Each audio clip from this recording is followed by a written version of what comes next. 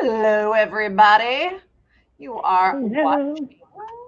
Robin, you're very peppy tonight. You are watching the Shit Talking podcast with Christina.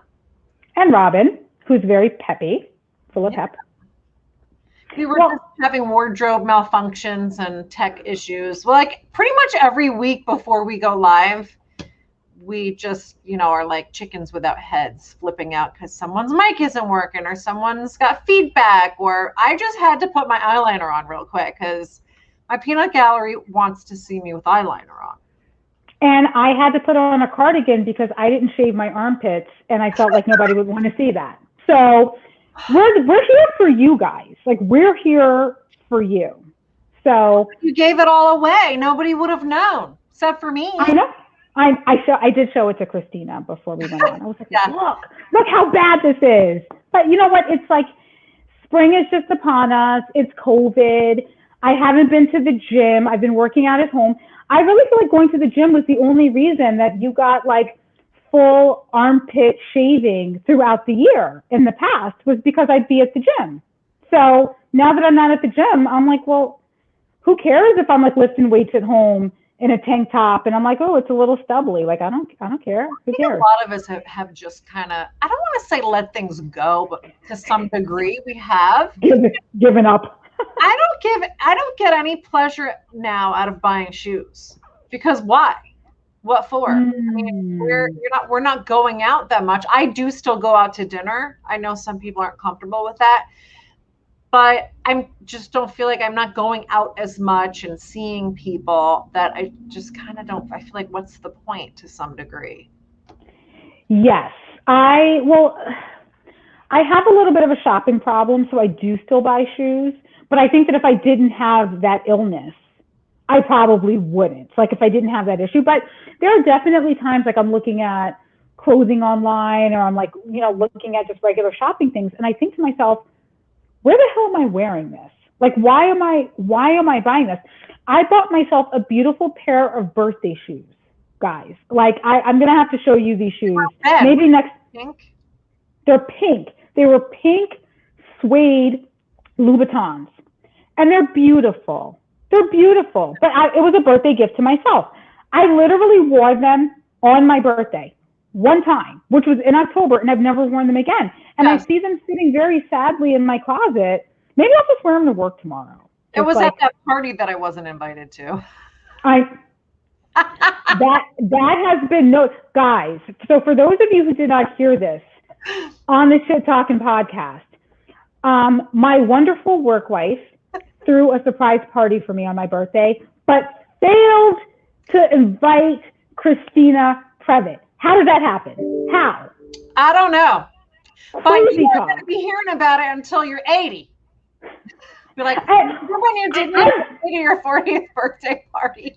I know. I know. We'll literally be in the nursing home. She'll like, do you remember that time that you had a birthday party like 40 years ago and you didn't invite me? And I will still maintain, I did not invite you. I was not responsible for the guest list. So Yeah. I take no responsibility, but I still understand because I would have been upset too. John, if you're listening, if you throw a party for Christina, you better invite me. I'm just telling you right now. He said, hello, beautiful. Your work wife needs to be fired. That seems harsh.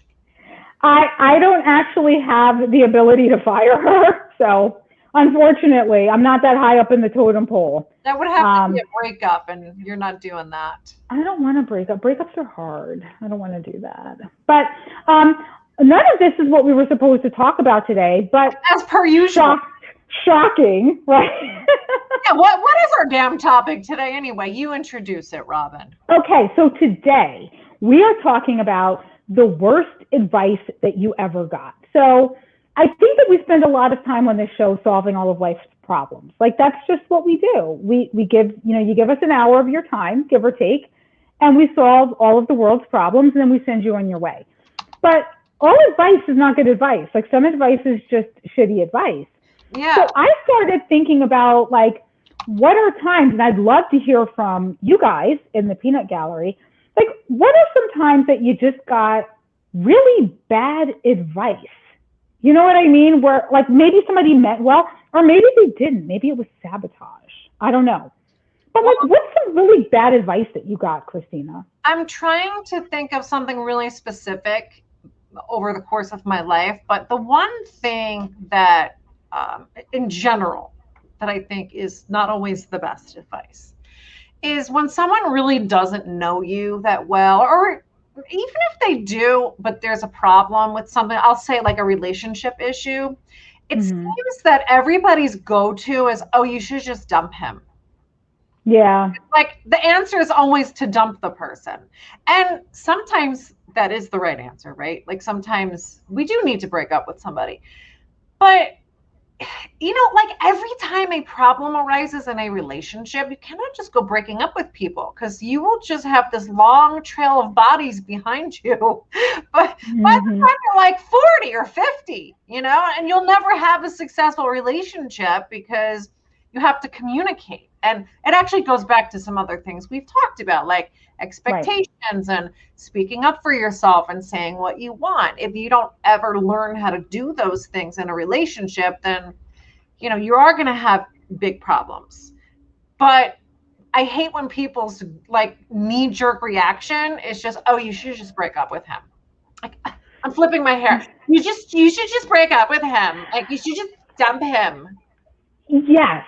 But I will say, I don't ever give that as like knee-jerk advice, but I think it depends on the age of the person, for one. Like if I'm speaking to somebody very, very young, let's say like maybe they're 19 or 20 or 21, you know what I mean?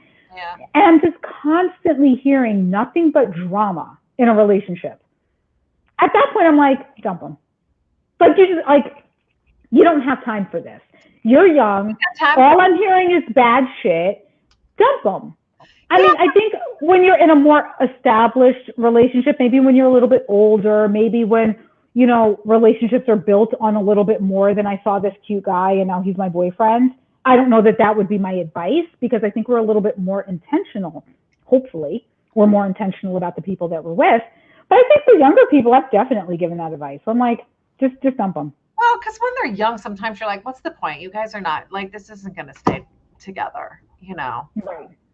Oh, Roseanne says the worst advice you get is the advice you didn't ask for. That is so true. Why do people think that it's their job to start solving all your problems just because you wanted to vent about something? Yeah. I mean, I think that we've had this conversation before, and if we didn't, I apologize because I do, like, all my conversations meld together, and I always think I'm talking to the same person when usually I'm not. But I think that one of the best things that I've done in my friendships is, when a friend is venting to me, is to ask my friend, are you telling me this to vent or are you telling me this for my opinion? Because sometimes, great. I wish you would have taught me that lesson like years ago, because I found myself jammed up with friends because I didn't give the right response. Well, and I think that part of that is, to be honest, an occupational hazard. You and I are solvers. That's what we do for a living. When people tell us things, they tell us things because they want an answer. They tell us things because they want a solution.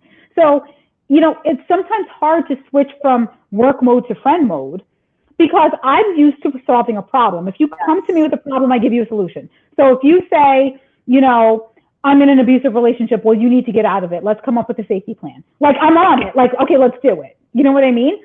So, but if you're my friend, and even as a friend, and I'm using a very serious topic, if you're my friend and you come to me and you say, I'm in an abusive relationship, I still need to ask, do you need me to listen to you right now, or do you need me to solve this problem? Because even though your knee-jerk is going to be to solve the problem, because you're like, oh my God, this is horrible, I need to solve this. Sometimes that's not what the person needs. And maybe even more specific than do you want me to solve the problem is, do you want my honest opinion? Right. And sometimes people don't, which I don't get, but sometimes they don't. I had one friend in particular that I'm not friends with anymore, shocker, who would, complain about various things and, about like things that she didn't have in her life. And, you can only see someone else's issue like so clearly. You can't see your own, but you can see everyone else's. Yep. So it's easy to see, what she was doing wrong or how she was looking at something, where her perception could have just been modified. So Mm-hmm. she would complain, and then of course I'd just be like, well, I mean, and then offer the advice, and she never liked that. It always started a fight, and I'd just be like, but I don't understand. Am I supposed to lie? And Right. so became clear to me that she really just wanted someone to listen, but she also wanted someone to agree. Okay, so I'm going to say something that I think might be fairly sexist. I understand that this is a little stereotypical, but I think that's a woman issue. I find that happens a lot more among women, that we want to tell you our problems for the simple result of you telling us we're right. That's it. Like, that's what we want to know. Like, I want to go to my friend, say, look at, what my boyfriend did. He did this, this, this, and this. And I want her to be like, yeah, girl, he's horrible. I can't believe he did that to you. As opposed to a friend going, well, he did that, but did you ever think that maybe he did that because you didn't communicate with him openly about what your expectation was? Maybe he didn't unload the dishwasher because you didn't ask him to unload the dishwasher. And then I'd be like, bitch, that's not why I'm saying this. Like, that's not really what you want. You want the cheerleading and the rallying, What do you do with that then? Because I don't feel comfortable with that, especially if it's something big like, a relationship issue or a chronic problem in your life. Like, oh, I can't find a boyfriend. Like, that was a recurring one with this girl. And it was like, okay, but I see certain things that you're doing that are where you're sabotaging yourself. And it's not meant to be mean spirited. It's honestly meant to be loving and kind, but also help you see things from a perspective that might help you get what you want. So my question for you is, what do you do? I mean, well, you said you start out with, do you want me to solve the problem or do you want me to listen?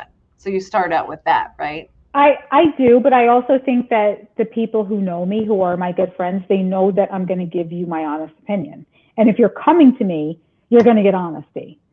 So, if that's not what you're looking for, and I do have friends who have said to me that they're like, you know what, I just really need to vent right now. Can I tell you what's going on? And I go, yeah, absolutely. And then I don't offer advice. I don't say maybe you could do this. I don't say maybe you could do that. I just listen because you've already told me that's what you want.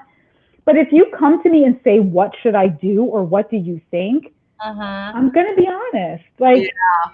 Well, that's why we're friends, Robin. Well, maybe we're friends too, because I've been told, and it kind of sounds by some of the things that you're saying. Have you ever been told that you think like a guy? I get told that all the time. No, I don't remember ever being told that. But I think that's part of the reason I say that I sometimes answer questions the way a guy would answer a question. Like, if you come to me and you go, something that might seem obvious, where like maybe you're like bitching to me about the fact that like, oh, my mic is broken. And I might be like, oh my God, that sucks. I can't believe that your mic is broken. But instead I'm just gonna be like, maybe you should get a new mic. Yeah, and but that's not what people want. What you don't want to say is, no, your mic's not broken. It's not your mic. It's like, but some people do that. Yes, and I think a lot of girlfriends some girlfriends do think that it's their role to just always try to make you feel better, even if it's lying. And I have a really wonderful friend who does that. No matter what it is, I complain about something my boyfriend did. She's always on my side, which is great. Like, on some level, I love that. Like, thank you for always being on my side. But then at the same time, it's like, but I don't need you to just make me feel good, because that's perpetuating the problem, right? Like, sometimes you do need to hear the truth. Yes. I mean, to answer John's question was asked if I'm told that I think like a straight guy. Yes, but I do think that sometimes I think like a gay guy too. I think I just have all of the guy personas put into place, hopefully. I don't know. But I don't know. So like, I guess in a way, yes, the worst advice you can get is the advice that you don't ask for. But I also think, there does come a point where, let's say like the friend keeps coming to you with the same problem. after a while, you do want to solve it. You're just like, okay, for the love of God, just get a new mic. You know what I mean? Like, if every single week, I'm complaining, and I'm going to use myself as the example because I'm always complaining that every week I'm having audio problems with this podcast. And every week, Christina sends me a link to a new mic. She's like, oh, why don't you try this? Why don't you try this mic? I've tried this mic and it's great. And then I never buy it, right? I'm like, oh man, I forgot to buy the mic. But my point is, after a while, I think Christina would be well within her rights to be like, how about you stop complaining about your audio issues and get a goddamn mic for the love of everything holy? Like, after a while, you just get tired of hearing the same complaint, right? Stop you. I'd have to do a mic intervention. Right. But we have that same issue, I think, with friends coming to us with problems, and they don't want our advice because we don't want to end up in the worst advice category that I think, Dr. Rosie's completely right. Like, if you're not asking for advice, don't give it. Yeah, but then after a while, it's kind of like, stop complaining then. Let's address some of the people in the peanut gallery. Rosie, you guys might remember Rosie, Dr. Roeder. We've had her on the show twice already. She's a plastic surgeon. I have a feeling we'll need to have her on again soon. But she says that she's had problems with girlfriends because she can't sugarcoat things. And this is my favorite, would often say, he's just not into you. I love that. That is so true. And Rosie, I'm kind of curious, did you read that book, He's Just Not That Into You, and see the movie? Because when I read that book, and this is going back a while, that book's kind of old now. Yeah. Like, it hit me like a ton of bricks. It was so true. It's so basic, but it's so true because all my girlfriends in my 20s, and I'm sure I did it too, every time some dude, doesn't call you back, or he's not, like barking up your tree, and you're like, oh, he's probably, they make up all these excuses. Like, oh, he's afraid of getting hurt. Oh, he's not over his last girlfriend yet. Oh, and then please. All these reasons. And it's like, just stop. It doesn't matter. First of all, it doesn't matter what the reason is. If he's not calling you, he's not interested. And it's just that simple. The inquiry ends there. Move on. I do think that we would save a lot of time. And I think the first time this concept was introduced to a lot of us, for all of the Sex and the City fans, was on an episode of Sex and the City, where I think that it was Carrie's boyfriend Berger who said this to Miranda, about some guy that, she was like, oh, and he was like listening to the girls talk, and he's like, oh, he didn't call, but I don't know, like maybe he's intimidated and he doesn't want a relationship, but he thinks he does, but and they're all going around in circles, and the guy's like, he's not that into you. And all of the women like shriek in they're like, oh my, listen to him, of course he's into you. And Miranda, being the very like rational person on the show, was like, no, I love that. It's simple. And how much time would we save obsessing over why a guy is doing this or is not doing that if we just said, like, they're pretty upfront. Like, if they're into you, they're into you. Leave it at that. If you don't know that they're into you, then they're just not into you. Like, a guy's not going to make it a big secret. You know what I mean? I agree with you 100%. And I do remember that episode. I mean, I've seen every episode, but I can't remember every single one. By the way, have you guys heard that Sex and the City is coming back? I don't know how I feel about any of that. Huh? I'm sorry. I don't know how I feel about any of that. I can't wait. Well, my problem is a lot of times these things come back and they're not the same, and like all the people aren't going to be on the show because, Kim Cattrall doesn't want to come back, and, what's his name? Chris Notes doesn't want to come back. And I'm like, well, then it's not the same show. Like, let's just leave it alone. You know what I mean? Chris Notes not coming back? I heard on the radio somewhere that he wasn't coming back either. So it's kind of like, okay, well, she's married to him. Like, what's divorced or something in the show? I don't know. Your partner's very witty as I'm listening to him in the peanut gallery. Yes. Sorry, Robin, I can't hear you. Your mic sucks. I feel like if that was me, I'd be like, oh no, is he right? Does my mic suck? No, I get your humor, John. So I have another relationship thing that I think is bad advice, and you can tell me what you think. What do you think of the advice that the best way to get over an old man is to get under a new one? I think there could be some truth to that. I mean, I think what you need to do is get out there and, make yourself out active and social.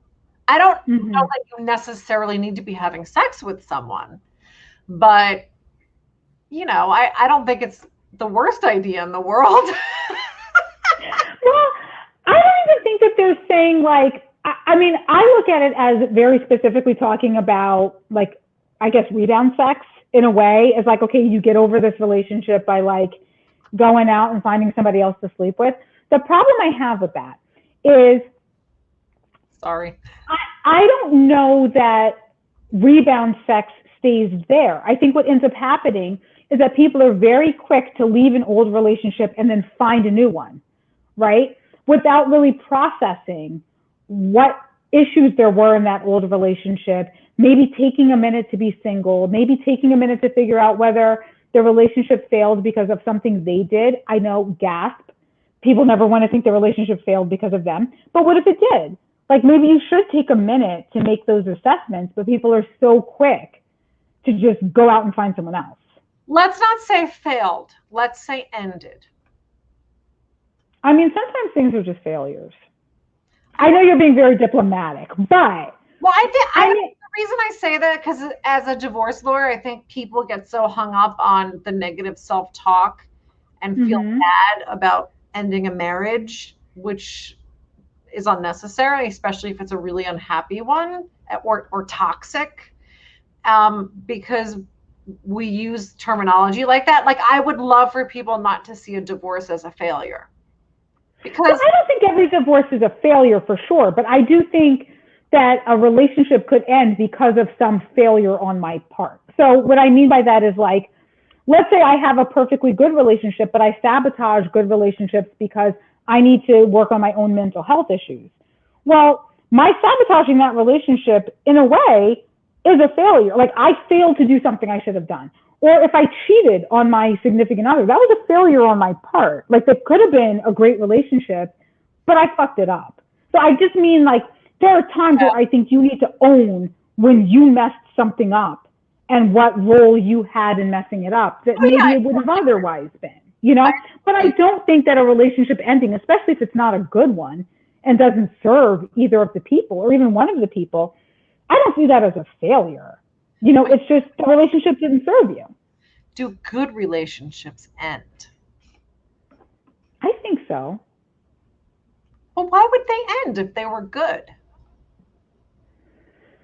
I mean, maybe it's your definition of good. You know what I mean? I was looking at it more of like, could a relationship that's not toxic still end? And maybe I kind of put words in your mouth and that's not what you meant. But I was kind of looking at it as like, there could be two good people that treat each other nicely and, do things together, but maybe they're just realizing like, you're not really the person I want, or maybe I want something different, or maybe the relationship is great, but I'm looking to go into another direction. Maybe there are plenty of people who were in heterosexual relationships that were great. Maybe one person realized that they're not heterosexual. You know what I mean? So like, that doesn't mean the relationship was bad. That just meant that wasn't the right relationship for you. Yeah. Rosie says good relationships end because good isn't great. You are on fire tonight, Rosie. I know. But don't you think that maybe the problem is that, people are kind of always searching for the great, and maybe, there was some saying that, and I can't remember it, and I know I'm going to mess it up, but it was kind of along the lines of, like, we're like the great is the enemy of bad or some shit like that. But basically what it was is that people are always searching for the next thing, for the better thing, for the, they want something better. I've heard people say that, like, and I never get people that won't leave one relationship until they have another one lined up. I don't really get that because I feel like you judge your relationship on its merits alone, independent. It has nothing to do with everybody else. Like, I'm with my boyfriend because I want to be with him, not because Brad Pitt wasn't available. Do you know what I mean? Well, Brad Pitt's not available, so I guess I'll go out with this guy.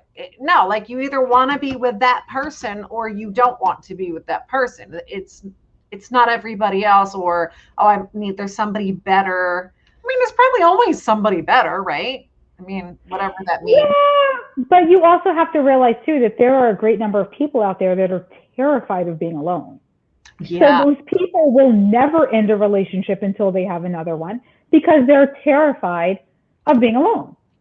So, that's where I think you kind of find those people that, are always looking for the next relationship or looking for the next person or, whatever the case may be, is because they know they want to end this relationship, but they also know that the thought of not having somebody and being by themselves is actually, paralyzing to them. So they have to go out, find a replacement, have it lined up, and then they can end that relationship to just flow right into the next one so they don't have to spend a second by themselves. Yeah. If there's anybody like that, I really would invite you to reflect. That's my big thing, reflect on, why that is. Why do you need that? Because that is trying to find another diplomatic way to say, it's a weakness. And you can be so happy if you can figure out what that is that drives you to do that. You could be so happy and so fulfilled on your own. And this person that always wanted me to just agree with her, I remember one time she was so upset and crying and because she'd had another date that kind of went nowhere. And she said to me, she was crying and said, how do I attract a healthy man? Like, how do I find a healthy man? And I said, be a healthy woman. Like, be a healthy woman. You will attract what you are. And I really believe that. If anybody else disagrees, let me know. But, I think you find that when you have that alone time. So if you always need to be attached to somebody, I don't think that's healthy. I think you're attracting people for the wrong person, and there's a good chance that you're with somebody for the wrong reason. If that's how you feel, it's like, I can't be alone. Well, it's very funny because that segues into some other bad advice that I hear, which is that a lot of people give the advice that therapy is a waste of time. And I don't think therapy is going to fix everything. I think you have to find someone that you're compatible with. So, but there are some people, right? But there are some people that really could benefit from therapy. If you're the kind of person that you can't fathom being alone, it might behoove you to go talk to someone. Like, it might behoove you to unpack that. If you can't, not everybody has the ability to unpack those bags themselves. So if you can't unpack that yourself, it may make sense for you to go talk to someone and go hey, I have this crazy fear of being alone, and trying to figure out why that is, Yeah, I think so too. And, finding a therapist just because they have initials after their name doesn't mean they're the right therapist for you. And I used to get caught up on having someone who was a PhD, but the best therapist I ever had, I sound like I've had all this therapy. Not that there's we should have a whole show talking about Christina's therapy. Tell us about there's anything wrong with it. She was a licensed certified social worker, and she was wonderful. I loved her. And you just have to find the person that's right for you. And I'm actually a big fan of coaches too. I think you can find a coach that can help you. Again, it has to be the right fit for you.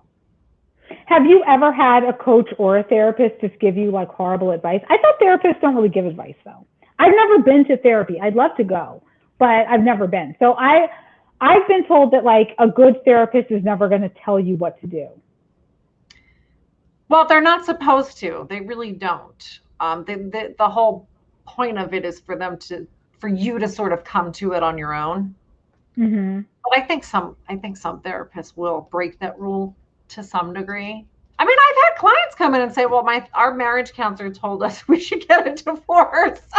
I've actually had that happen too. I've had people that came in and said, we went to marriage counseling, and the marriage counselor was pretty much I just don't think that you guys are compatible. Like, I just don't think that this is a good relationship. And I it's think kind of you're like, doing wow. them a great service if you're telling them that. Yeah. Yeah. I mean, I like to think so. I mean, I would rather that than say like, no, why don't you guys come back in and just work on this and spend all of this time and spend all of your money, trying to work on an issue that really is not a fixable issue. I actually think that they are doing them a service to just go like, maybe you guys just aren't compatible. Maybe there's just nothing to work out. I mean, I hate that expression. We're trying to work things out. Well, what are you trying to work out? I mean, do you really have differences that can be worked out, or are you just trying to fit a square peg into a round hole? I think sometimes that's it. I think sometimes that but people are also kind of fed this narrative. And I thought about this morning because I was listening to something on the radio about, divorce and love. It was not on purpose, just so everybody knows that I was listening to this on the radio, but it just happened to be what the AM show was like talking about. And one of the things that I think to myself is, and this kind of to me goes along the realm of bad advice, because they're kind of talking about like, why do people stay in these horrible relationships? Like, why, if someone's being abused, did they stay in that relationship? And granted, there are a lot of reasons around that. And, anybody who works with survivors of domestic violence, you understand that there's not one reason why somebody stays, and we really shouldn't judge why someone stays. But with that being said, what I was thinking to myself was, I think that one of the reasons is that we have been fed, and maybe this does come into some of the worst advice, we've been fed this narrative that love is unconditional, that real love is unconditional. And I say there is no such thing as unconditional love. I'm throwing it out there. There's no such thing. Everyone loves with conditions. But I think that because we're being told that unconditional love, if it's true love, you work it out. If it's true love, you figure it out. If it's true love, you stay.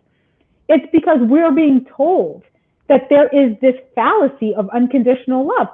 You can't tell me that that's a thing. Everyone has a condition. If you treat me like shit, I'm going to stop loving you. That's just how it is. I'm going to.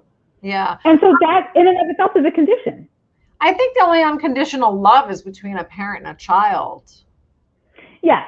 And I do think that, but I also think that that's a different type of love. And maybe I'm talking just about romantic love. Like, I know that even if, your child tries to kill you, you're probably still going to love your child. You're going to be disappointed. You're going to be hurt. You're going to be all of those things. But unless we're on like Days of Our Lives, I don't think that you're going to like hate your child. But I do think that, the condition that we put on love is that I will love you as long as you continue to treat me this way. I will love you as long as you continue to be respectful of me. I will love you as long as all of these conditions happen. We're just kind of assume that they're going to happen. But I think that that's why a lot of people stay in these relationships, because they're given that bad advice of love is unconditional, of if you really love somebody, you're going to stay and work it out. You're going to stay in a toxic situation because you committed to it.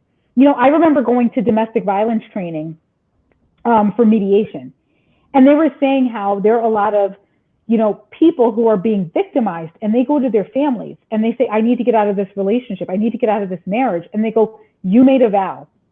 That's your problem now. You stay in that marriage because that was what you decided to do. You made a vow, but in front of God, in front of everyone else, so you figure it out. What shitty advice. What shitty advice. But you know what? I know I'm trivializing something that really is more complex, but I never understand why people need permission from everybody else, from their mom and dad and their siblings and their friends and whoever else they're looking to for this permission. I have a hard time with that because, well, I guess my family dynamic maybe is a little different because I was independent very young, but I have a hard time with it. Like, why does it matter what your mama thinks? Like, I remember there was a lady that came in to talk to me who was really unhappy in her marriage. And she said, there's nothing wrong with my husband. I just don't love him anymore. I do not see myself growing old with him. And the big thing for her in her life at the time was her mother. her mother kept telling her, well, you're married and, you know, nobody in our family's divorced and this is just how it is. That's what she told her. This is how it is. This is just what marriage is, you know. It's not all fun time. And so this girl was conflicted. Like, well, I don't know. I mean, I'm really unhappy, but my mom keeps saying that this is just how marriage is. Maybe she's right.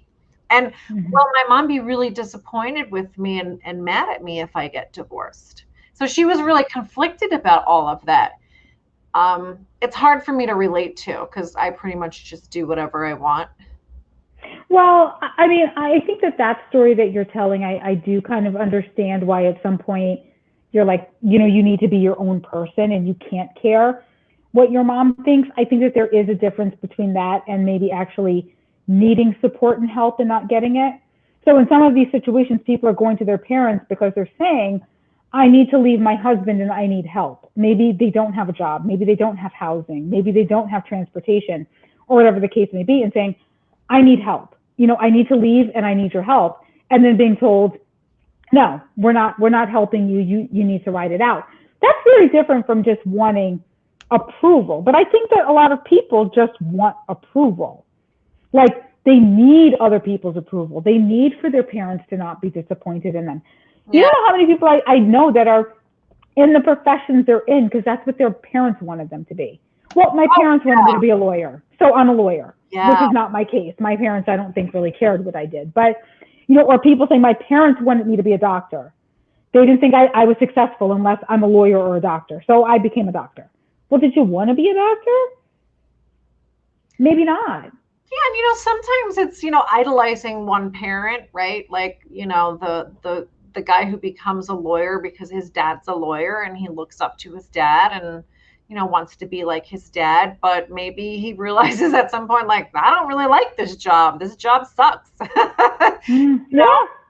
There's so much that goes into that shapes us as little kids and we grow up. And sometimes those patterns that we learned as kids don't really serve us. Well, probably most of the time, they don't serve us anymore when we become adults and we're individuals. So I have a non-relationship question. What is the worst professional advice you ever got? It's so hard. It's so much easier to think of good advice you got than bad advice. I mean, I think generally, and I'm like generalizing because I've heard this in different places, is when people tell you, oh, you know, don't go out on your own, don't be an entrepreneur, you know, just stick with the same job you have, job security, like the emphasis, security, you know, have a job where you get a steady paycheck and, you know, you don't have to worry so much about getting fired or finding clients or, you know, you get a nice pension at the end. I mean, that's kind of the way people used to do things, right? You worked at AT&T or someplace like that for 30 years. You got your anniversary watch and a pension, and that's it. And then you retired, and then you died. And, you know, as an entrepreneur, and I'm sure that you can relate to this, you take a risk that not everybody's comfortable with when you open up a business, because now you have to make sure that you're running everything or that you're delegating to people who are running things, and you have to make sure that you are generating the money for your paycheck. Yeah. Which can have wonderful rewards because when there's more money, you're getting more money. But when things are light, you know, you're the one that maybe has to not take a paycheck that week so that you can make payroll. And I'm comfortable with that. I'm assuming you are too, Robin, because you're doing it. But I think generally people project their fears onto you. So if you talk to someone who's worked at AT&T for 20 years and is going to retire soon, they're going to be like, well, Robin, are you sure? You know, you probably heard this from people. Are you sure you want to do this? I mean, the economy is not good right now and all that overhead, and how are you going to get clients? And what if it doesn't work out? What are you going to do? You know, they always think of all the bad things. But if you talk to an entrepreneur, they'll be like, oh my God, this is so great. You're going to love it. I can help you. You know, you're going to be sorry you didn't do it sooner. So it depends on Mm. the perspective of the life experience of that person that you're talking to. So I think that's bad advice. This is coming from an entrepreneur that, if you hate your job, leave your job. Don't stay miserable. There's a million jobs out there. Maybe you won't love the next job. Maybe you will love the next job. But the great thing about it is there's other jobs. So you will find your place. So I think anytime someone's encouraging you to just stay the same, whether it's, moving or taking advantage of a big opportunity or not, doing what you need for your relationship to grow, I think that's bad advice. Yeah, I mean, I think for me, it was something similar, was just being given advice that, my main focus in finding a job should just be what's going to make you the most money. Find what will make you the most money and do that. And it doesn't matter if you like it or not. So, when I was in law school, I was more focused on going the path of being a corporate attorney, of going down the corporate route. And it was boring as shit, guys. Like, I know there are people that do it, but, like, as I'm studying this, I'm like, oh my God, like, I just want to scratch my eyeballs out. Like, I'm so bored. But in my mind, I was like, this is what will make me money. Like, go down the corporate path, go find some big law firm to work for, go find some place where you can go and, maybe be in-house counsel somewhere and get a cushy position where you're working 9 to 5 and you're just advising them how to not get sued. And I just thought it was incredibly boring. But kind of what I had in my mind, because of advice I was given, was like, well, if you're going to go to law school and you're going to spend all this money to go to law school, then figure out what you think will pay the most and go do that. And I think that that's horrible advice, because if I would have stayed on that path and just did the stuff that, was kind of boring to me, maybe I would have been making more money. Maybe I wouldn't have been. Maybe I would have had a nervous breakdown by now and I would have been in a padded room rocking back and forth. I don't know. Maybe I would have been a heroin addict. I don't know what would have happened if I just said, I'm just going to be on that path because I don't care if this makes me happy. I think it depends, on what you consider to be security and safe, and what that even looks like to you. Because what you think is safe and what I think is safe aren't necessarily the same thing. But then I would ask you to explore, well, why do I need that? Like, why is that safe? Like, what does that even mean? Because a coach that I know always says you're never really safe. Your idea of safety is just this thing that has been created in your head, and it's not even real. You think it is, like the safety of a job at AT&T. But even that person who thinks they're safe at AT&T, that's just a fallacy in their own head, because they're really not. They could get fired. Why couldn't they get fired? And then where's the safety then? Well, I think for most people, safety and security is just money. If I have a lot of money, I'm secure. If I have a job where I have the ability to, to have a pension or to sock away money in savings, like that will make me secure. So for a lot of people, what we're doing, what you and I are doing, doesn't offer security, because they're like, oh my God, like, anything can happen at any given time, or what happens if you lose clients, or what happens if there's a pandemic and you have to shut down your office, then what do you do? And not everybody's of the mindset that I think you and I are. It's like, well, if that happens, you figure it the fuck out. That's what you do. Yeah, but I can argue that we're more safe because we know how to make our own money. We're not relying on someone else to figure it out. Well, Bettina says a lot of jobs are safe. So I'd like some examples of jobs, because in my mind, anyone can get fired. Like, I understand, like, even there are teachers out there that are like, well, I'm tenured, so I can't get fired. Like, no, champ, you can still get fired. You know what I mean? Like, there has to be a really good reason for it, but you can still get fired. That doesn't mean, you can't just go to work and completely phone it in. But, well, government workers can get fired. Or furloughed or downsized, or, I mean, there's still, I still don't know that very many things, and this is just my opinion, right? I mean, and maybe it's because I'm biased, because I am a business owner, but I think that the safest thing you can do is figure out a way that you can make money without relying on somebody else. To me, that's the safest thing you can do. I mean, because at the end of the day, especially if you have the mindset of business ownership, even if the law firm thing doesn't work out. Like, I understand I have a law firm. I always tell people, in a way, I kind of own a job. But, you know, if this doesn't work out, you already have that mindset of creation. Of like, okay, well, then I'll reinvent and I'll create something else. I'll do something else. You know? I don't know. I guess maybe the question is what does safe mean? I mean, I guess, some of the jobs that Patina's mentioning, I mean, on the safety meter, yeah, probably safer than a lot of other jobs because necessary jobs. But government workers and cops and nurses can get fired. Look at what happened to what's his name, the Chauvin guy, the George Floyd guy. I bet he didn't know that was going to happen that day. Well, I mean, maybe he should have been thinking then. I don't know. Friends that were with him. But I guess, one of the things that, Sophia just said is that you really can't make money without relying on other people, which is true. Sales. David Nagel, people watch David Nagel, because he will tell you, if you know how to do sales, you will always be able to make money. But you're still selling to other people, which means you still rely on someone else to make money. I guess what I'm saying is, I kind of worrying about your boss, like, like if you're at a law firm and your boss is like, yeah, I have been mismanaging my firm and there's no more clients, like, I gotta let you go.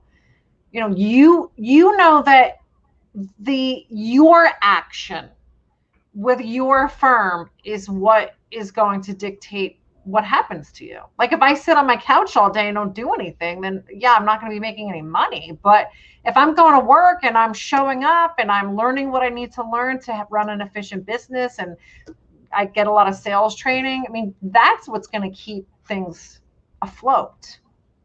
I agree, but I guess I agree from a level of, yes, I'm not relying on someone else to make money in order to pay me to make money in a way. But I guess what I'm saying is, kind of agreeing to Sophia's point, is that I've said to people all the time, especially when they talk about, running your own business. And oh my God, like, that's so great. You don't have a boss. And I'm like, yeah, no, I have 100 bosses. Because at the end of the day, my clients dictate me making money. My clients need to be happy with my work to pay me. My clients need to, to pay me for me to pay my staff, for me to pay myself. So in a way, I kind of feel like, no, I don't have one person to answer to, but now I have a lot of people to answer to. Like, those, in a way, those kind of are my bosses. These are all people I need to answer to because that's what keeps my business afloat. So no, they don't, pay me, or, my paycheck is, not being signed by all of these people. But, I think theoretically, no, like, we always are going to need other people and the flow of money from other people to make money. Like, you just kind of do. Yeah. I mean, you're right. I don't really look at the customers that way. I think a lot of us give them too much power.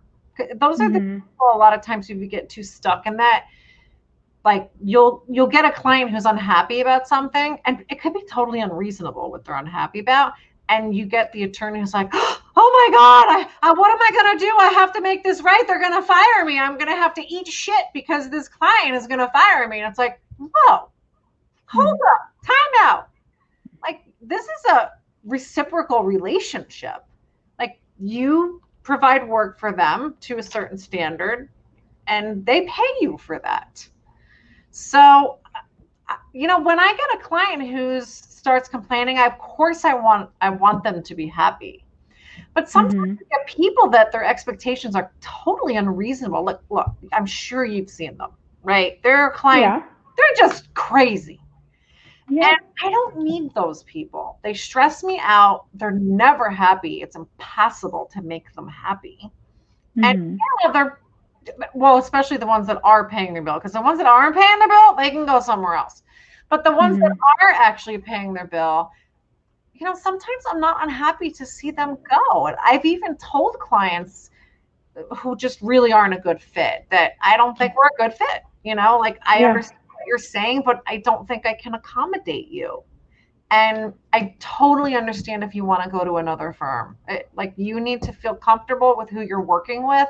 And if that's not us, then you should go somewhere else. I have no problem saying that. Yeah, no, I don't either. I think that that's part of the, um, the good thing about having your own practice is that you can still turn down clients, you can fire clients, you can say it's not a good fit.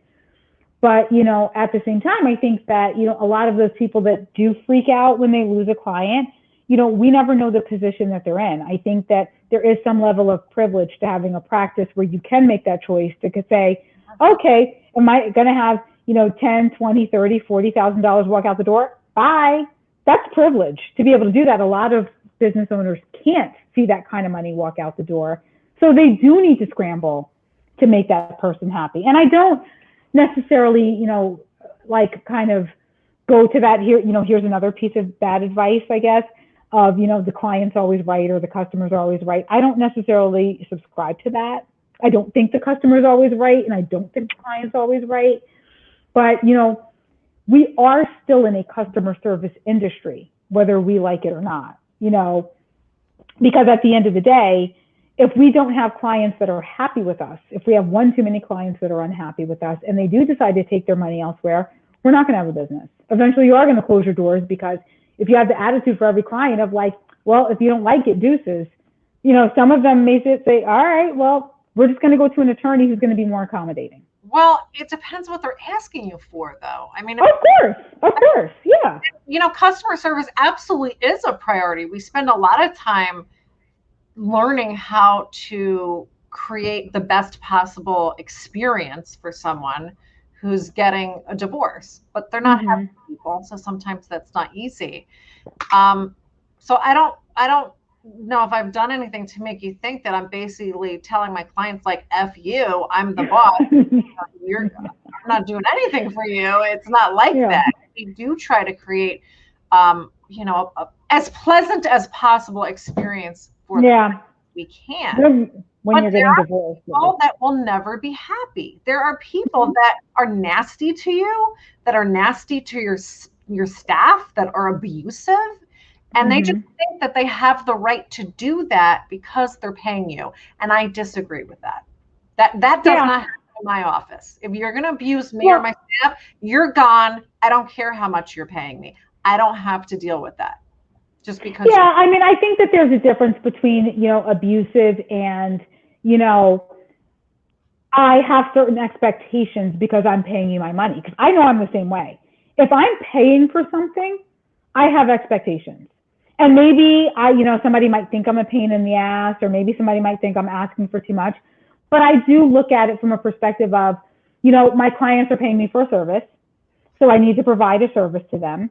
I need them to feel that they're a priority. I need them to feel that they're important. And sometimes you're kind of like, oh my God, like you're not my only client. You know what I mean? And there are definitely some clients who are like, they act like they are, where you're like, oh, okay, like I can't spend all day with you. But, I think that there's definitely a difference between that and a client who's abusive. And we've all had them. We definitely have all had, I know when I go to a lot of these seminars, they call them like your D clients, and that you spend 80% of your time on like these D clients versus like the 20% of the time you spend on like your A and B clients who are, wanting to work with you, reasonable, pay their bills on time, do all of those things. So there definitely are those people that you do have to say, like, this is not a good fit. I'm sorry. Yeah, that's true. And I do agree. You're not going to be with everybody. Yeah, and I do agree that if a client is abusing me, I actually take abuse better than I do abusing my staff. I get really upset when a client abuses my staff. Me too. If you want to call and yell at me, call and yell at me. Like, I'm okay with that. But they won't. They won't. Right. They're nasty to the staff, but they would never talk to you like that. Yeah. I mean, but I do think that on some level, that whole like, the customer's always right is kind of bad advice. Like, the customer isn't always right. Like, I think you do need to focus on servicing them and doing your best job for them. But I don't think that we can always say like, well, whatever they say just goes. Because if that's the case, they'd probably be in jail. Do you know how many times my client has said, like, can you just find me a hitman? Like, if I was just like, sure, then, that would be a problem. I think what that expression really means, at least to me, is that you have to work with the customer to see what it is that they need to make them happy.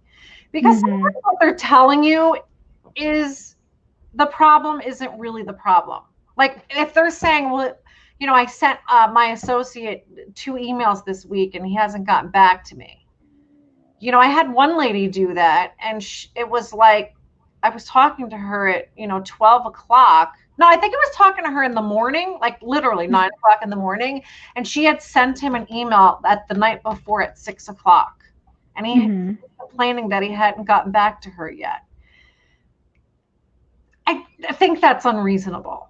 I think people think that we're sitting there glued to our phones and our inboxes waiting to get back to them instantaneously.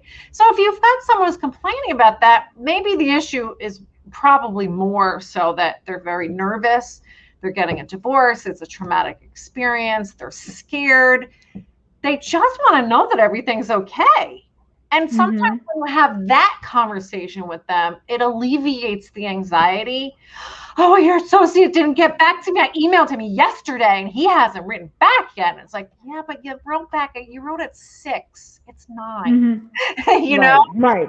So, I mean, that's just one example that I can think of. But I think there just has to be an ongoing communication and contact with the customers to make sure expectations are where they need to be. And it goes both ways, like what they want from me, and can I give them that? Because if I can't or I don't want to, then they should go somewhere else. Yeah, I mean, I think that a lot of it does come down to, and I feel like we talk about this so much on the show, is the setting of expectations. You know what I mean? There are so many people that sit down during, initial intake with a new client or a new customer, and there is an expectation setting session of how does communication work in this office? Yeah.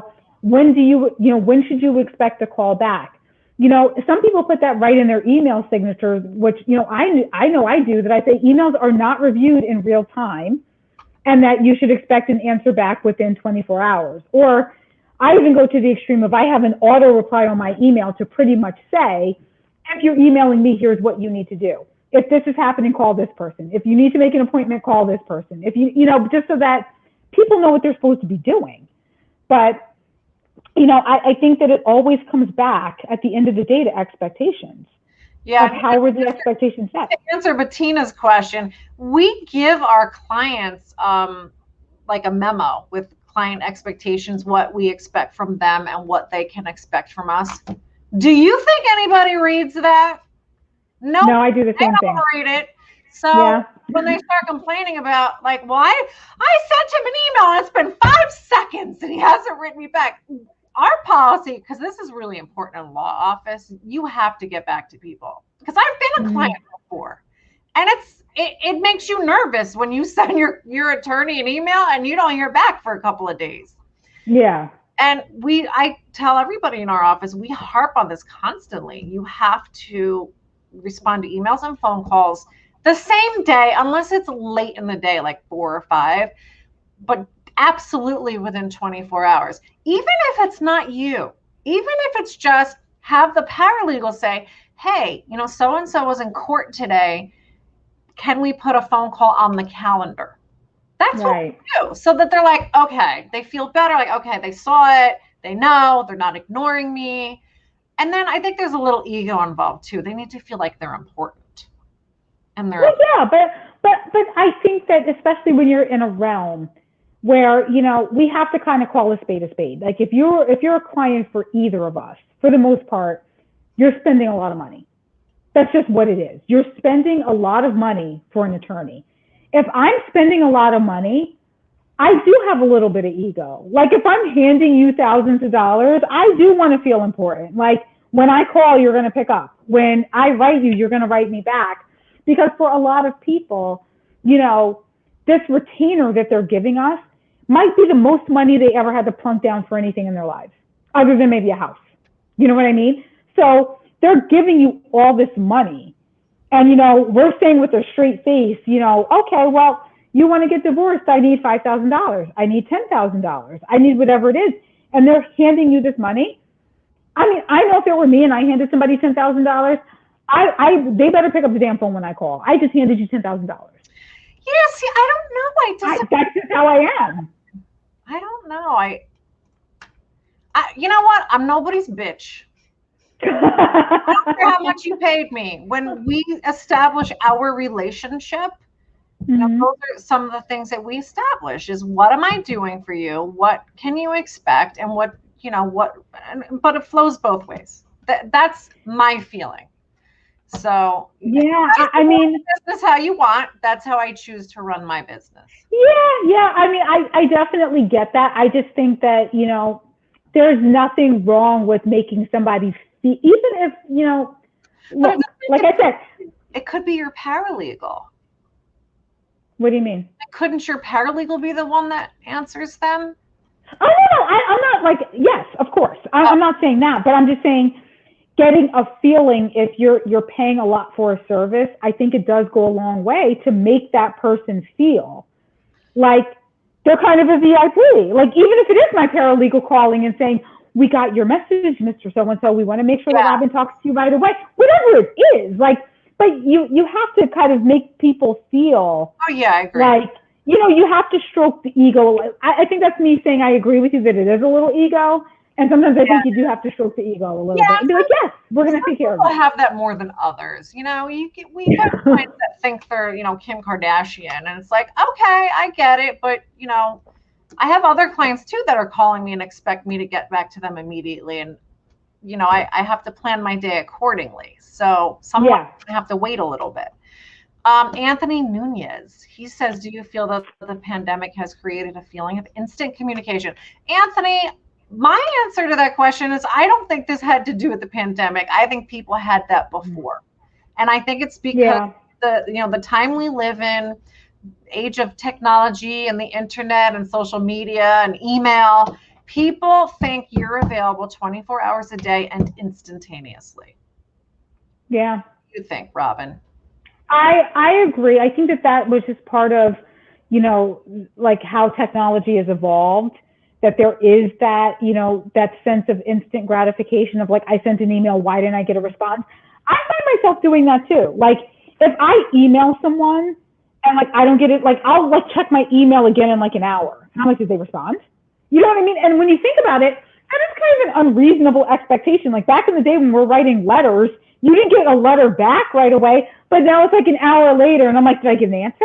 What happened? You know what I mean? So I don't know if the pandemic made that better or worse. I do think that the pandemic caused maybe a greater sense of availability, especially when we were all kind of like in lockdown. Like if I called someone or texted someone and they didn't answer, I'm just like, well, what the fuck else are you doing? Like you're home. I know you're home. So why aren't you answering me? So I think maybe a little bit because you kind of do know, like, you're clearly not out at the club. So where are you right now? Like, why aren't you answering me? I love the clients who disappear for months. Like, you've asked them to sign things or look at things or give you, discovery, not a peep. And then all of a sudden they write to you and it's like, how come you're not available? I just wrote to you today. What's going on? It's like, I don't know, because I'm not sitting around waiting for you to call like for the past 3 months. But I'm just fan. I had a client once that said it was like something ridiculous. Like he was like, I'm on my way to the car wash. I have to go get my car washed and I'll call you back. And I go, okay. And then literally we were stalking this guy for like 3 months. So like the running joke in the office is like, that was a really long car wash. Cause like he won't call back. He won't, like, we're emailing him, we're calling him, we're like, and it's not even like a situation like he's paid. He literally has money just sitting on retainer. And we're like, do you want us to do something or you want us to do some work? So like, those are always very, interesting people, I would say. I feel like what we've maybe diverged from our topic a bit. What do you think? You think? I mean, it would be odd though, because we just never do that. So I don't know how that could have happened. Well, I feel like one show idea I got is what is love? Which I don't know, that might be too messy. But what is love? And the reason is because I heard this saying a while back that love is a behavior, not an emotion. And it's sort of an interesting thing to think about. And what I think about is, you know how there's people like families who treat each other like shit, but they're always saying, I love you. And it's confusing. Like, I feel like it could be really confusing to a child. Like, what does a child learn about what love is? Because they've got, parents that maybe beat them or neglect them, but are always saying, I love you. It's like, but what does that mean? Are they learning that when someone loves you, that's what it looks like? Yeah, no, that's exactly what they're learning. So, if we have any experts out there who can maybe explain to us what love is, because I can't answer that damn question, feel free to hit us up and we'll have you on the show so you can help us unpack what is love. And one of the other things, because I feel like we started talking about like client relations and employment stuff, but I think it's interesting because we got a lot of feedback from Bettina, who is my favorite HR consultant. So what I think is interesting is maybe we can have Bettina on the show to talk to all the people out there, but all the shit they shouldn't be taking from their employers. None of my employees may listen to that episode. None of you are invited. And I'm sure you're a wonderful employer and there's no complaint there. I'm sure. I don't know. It's different. It's really different when you're the boss. I hate that word, but when you're in the boss's chair, you just have a different view. you see things so differently than when you're the person who's the employee.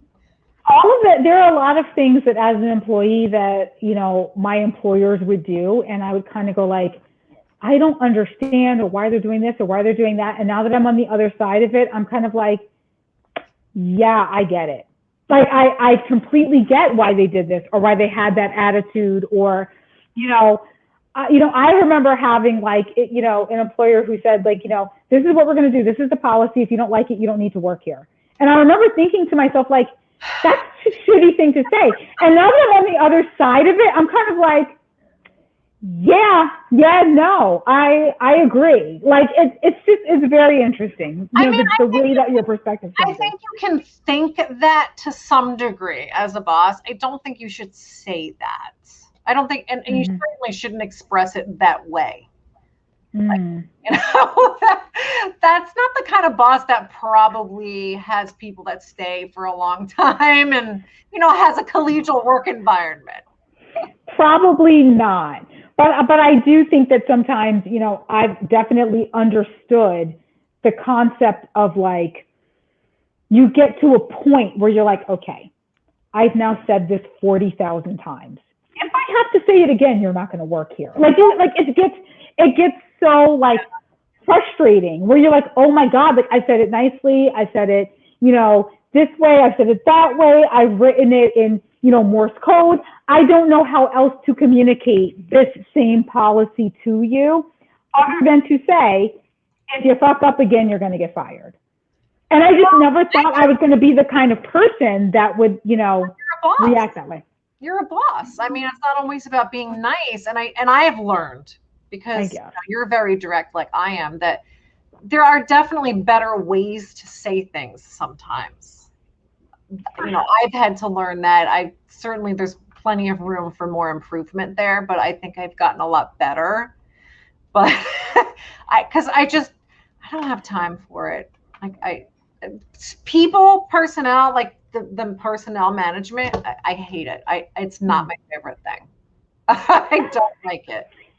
And that's okay. Everything's not for everybody. Yeah. John's much better at it. He's like warm and fuzzy all the time, but you can't always be warm and fuzzy, because sometimes like what you're saying is when someone's fucking up, you have to tell them that they're fucking up, and that's not an easy conversation. And then they also have to know that there are consequences. Yeah, absolutely. Like, Bettina, what do you think about solitary confinement as an HR? I have a feeling that she's going to say that that's a no-go. That's what I'm thinking. Yep. Well, I mean, I feel like we've again solved not only the problems of the worst advice that you got, but I think relationship problems, employer problems, client relation problems, all in about an hour. And that's what we do here on Shit Talking. We solve Solve all the world's all problems. sorts, all sorts of problems, including but not limited to what you thought you were coming here to listen to. That's just what it is. Okay, so you guys, we wanted to announce that starting next Wednesday, we are going to be airing at 6 p.m. Eastern Time instead of 7 p.m. because Robin and I need to get our beauty sleep. I'm not going to lie to you guys. This 7 o'clock time slot is super rough. It's hard. Yeah. And I'm starving because I didn't eat dinner. And then by the time this starts, I'm so hungry by the end. Right, so basically what we're saying is that we need to eat and we need to sleep. So we're going to move to 6 o'clock. I'm hoping that you guys will move with us. Join us at 6 o'clock, go live with us at 6 o'clock. And then at 7, we can all just, have some dinner and drink some wine. Yeah, and next week we're having matchmaker Michelle G on. She was supposed to be with us this week, but she had to reschedule. So she will be on with us next week to resume a prior conversation we had, which was, expectations. That's our theme for this season, I think. Sure. Yeah. To talk about expectations and, when is the right time to do certain things in a relationship or when you're dating. So we're going to hear what she thinks. Matchmaker, make me a match. I'm ready. All right, guys. Peanut Gallery, as always, we appreciate your input, and we'll see you next week at 6 p.m. right here. Good night. Bye.